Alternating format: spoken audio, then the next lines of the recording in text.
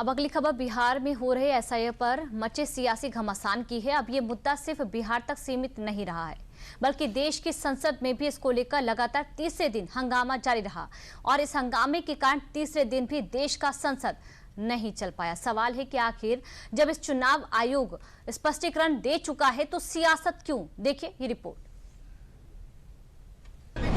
महाराष्ट्र में इन्होंने चीटिंग की और अगर वो कर्नाटक का उदाहरण दे रहे हैं तो कर्नाटक में आप विधानसभा कैसे जीत जाते हैं? सवाल जो बिहार में हो रहा है वो कल को यूपी में होगा, बंगाल में भी होगा।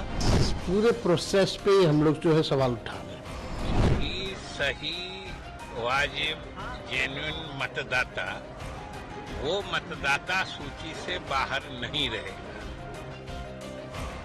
मुद्दे कोई भी हो, सियासत में वो अपने साथ आफत और अवसर दोनों लाते हैं।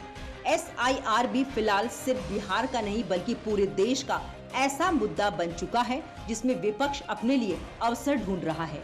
बुधवार को संसद से लेकर बिहार में विधानसभा तक ये मुद्दा एक बार फिर गूंजा।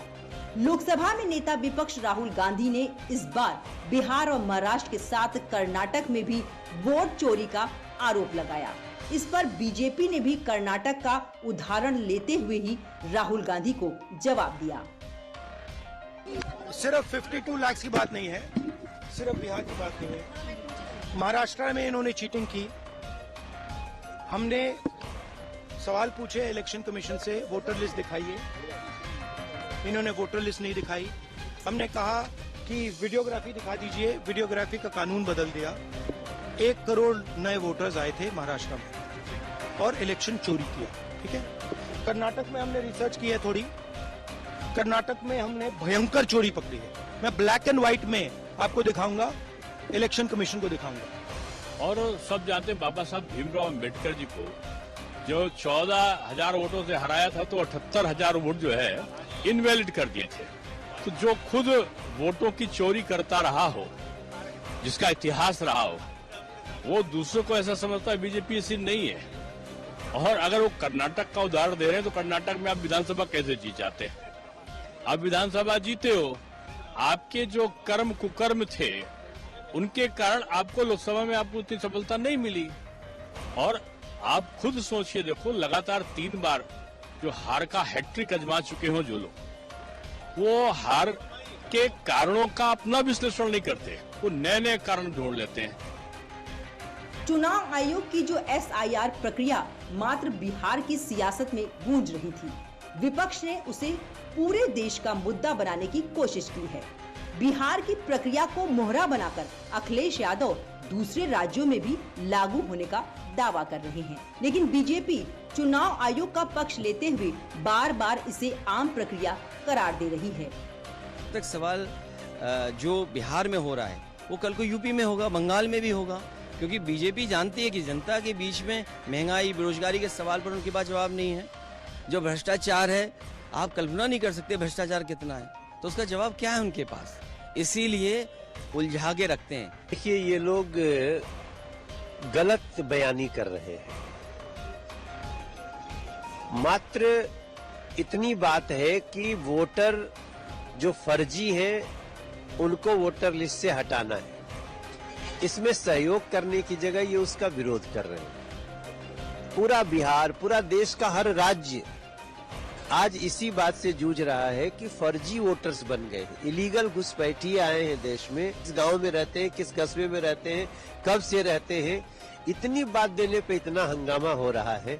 इसका मतलब समझ लीजिए कि आरजेडी हो या कांग्रेस हो, ये लोग फर्जी वोटरों पे ज्यादा भरोसा कर रहे हैं और चुनाव आयोग सही दिशा में कदम उठा रहे हैं। एसआईआर अभियान को लेकर देश की सियासत 2 खेमों में बढ़ चुकी है, लेकिन सवाल ये है कि आखिर एसआईआर पर हो रही सियासत का असर क्या हो रहा है? क्या वाकई में वोटरों के साथ गलत हो रहा है या फिर इससे चुनाव के दौरान फर्जी पड़ने वाले वोटों से छुटकारा मिल जाएगा? अब इसको समझने के लिए आप चुनाव आयोग की तरफ से बिहार में चल रहे एसआईआर अभियान को लेकर बुधवार को जारी किए गए आंकड़े देखिए। एसआईआर को लेकर 23 जुलाई तक के आंकड़े। 23 जुलाई तक के सामने आए तथ्य के मुताबिक एसआईआर में 98.01% मतदाताओं को कवर किया गया। इसमें 20 लाख मृतक मतदाताओं की सूचना दी गई। 28 लाख स्थायी रूप से पलायन करने वाले मतदाताओं की सूचना दी गई। 7 लाख मतदाता एक से ज्यादा स्थानों पर नामांकित पाए गए। 1 लाख मतदाताओं का पता नहीं चल सका। 15 लाख मतदाता फॉर्म वापस नहीं किए गए। 7 करोड़ 17 लाख मतदाता यानी करीब 90.89% फॉर्म प्राप्त हुए और डिजिटल किए गए। चुनाव आयोग के आंकड़ों के मुताबिक जिस बिहार में करीब 7 करोड़ वोटर हैं, सोचिए वहां के करीब 56 लाख वोटर्स के बारे में सही चीजें स्पष्ट ही नहीं हो पाई हैं।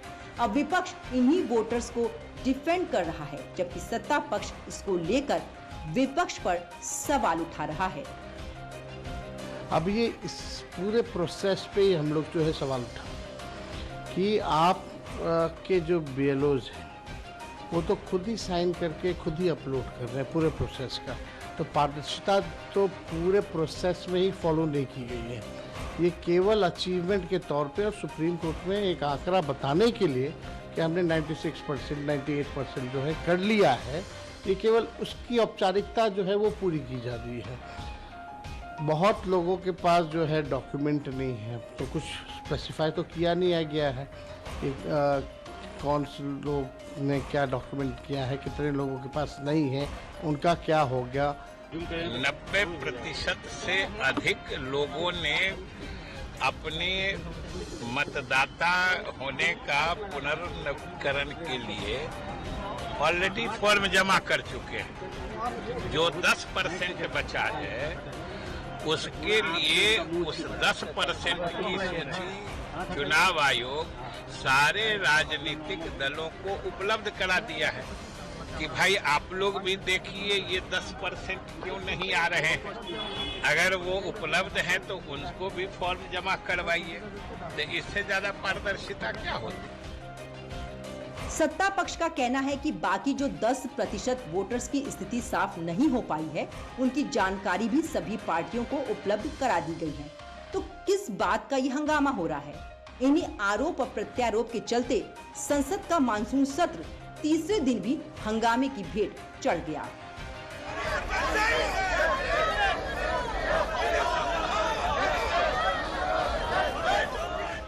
काले लिबास में विपक्ष के सांसदों ने हाथों में तख्तियां लेकर SIR के मुद्दे पर सदन के बाहर और भीतर जमकर हंगामा किया।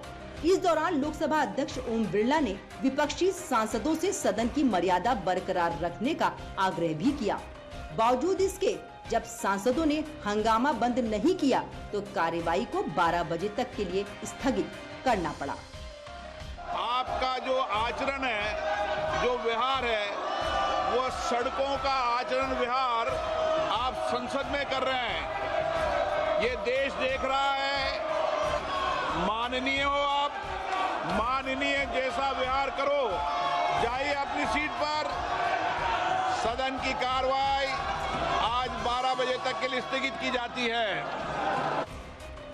वहीं 12 बजे सदन की कार्यवाही दोबारा शुरू होने पर भी दोनों सदनों में विपक्ष का हंगामा जारी रहा, जिसके चलते सदन को गुरुवार 11 बजे तक के लिए स्थगित कर दिया गया। वहीं दोनों सदनों में हो रहे हंगामे के बीच बिजनेस एडवाइजरी कमेटी की बैठक में ऑपरेशन सिंदूर पर चर्चा की तारीख और समय फिक्स हो गया। ऑपरेशन सिंदूर पर चर्चा का समय फिक्स। ऑपरेशन सिंदूर पर चर्चा की शुरुआत सोमवार यानी 28 जुलाई को लोकसभा से होगी। राज्यसभा में मंगलवार 29 जुलाई को ऑपरेशन सिंदूर पर चर्चा होगी। संसद के दोनों ही सदनों में ऑपरेशन सिंदूर पर महाबहस के लिए 16 घंटे का समय निर्धारित किया गया है। BAC की मीटिंग में विपक्षी दलों ने अन्य मुद्दों पर किसी भी नियम के तहत शॉर्ट ड्यूरेशन डिस्कशन की मांग की है। फिलहाल मानसून सत्र का तीसरा दिन भी SIR पर सियासी हंगामे की भेंट चढ़ गया, लेकिन अब जब सरकार ने विपक्ष की मांग पर मुहर लगाते हुए ऑपरेशन सिंदूर पर चर्चा का दिन और समय फिक्स कर दिया है, ऐसे में गुरुवार को ये देखना होगा कि सदन चलता है या एक बार फिर हंगामे की भेंट चढ़ता है।